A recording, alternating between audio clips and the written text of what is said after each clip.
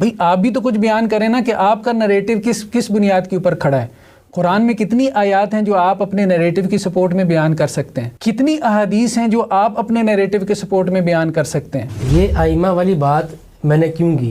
ویسے ائمہ والی بات پر میں نے زور تو نہیں دیا اتنا. آپ مجھے قرآن سے آیات بیان کر دیں اور احادیث بیان کر دیں, یہ کام ضرور کریں. مطلب مجھے سننے کا شوق ہے. یہ ساری سوچ اس جملے سے پیدا ہوتی ہے, 2 4 راوی لے کے آگے ہو تم لوگ. یہ تو قرآن کے اوپر, یہ تو قرآن کو نیچے کرنے والی بات ہوگی. اور یہ 1 2 راوی, قرآن بھی آپ کو 1 2 راویوں سے ملا ہے. میں صحیح کہہ رہا ہوں. میں ائمہ اور فقہا کے ہر دور میں وہی موقف کم و بیش رہا ہے جو آج وہ پیش کر رہے ہیں. اور آپ جواب میں ائمہ کے اقوال لے آئیں گے تو میں آپ کی بات مان لوں گا, آپ پھر کہیں اور کھڑے ہیں. قرآن مجید کو آگے پہنچانے کا رسول اللہ علیہ وسلم نے اہتمام کیا. بالکل کیا. کہاں سے ثابت ہوا؟ اللہ کے رسول صلی اللہ علیہ وسلم کے کاتبین وحی تھے, قرآن سے نکالیں کہاں پہ تھے؟ جس دن کریٹیکل تھنکنگ ختم ہوگی, آپ اس دن آپ کا علمی سفر اور ختم. یہ جو کرٹک سینس ہے, یہ جو کرٹک نیچر ہے, میری اسی کرٹک نیچر نے ہی تو مجھے مجبور کیا کہ یہ آج ہم یہ گفتگو کریں.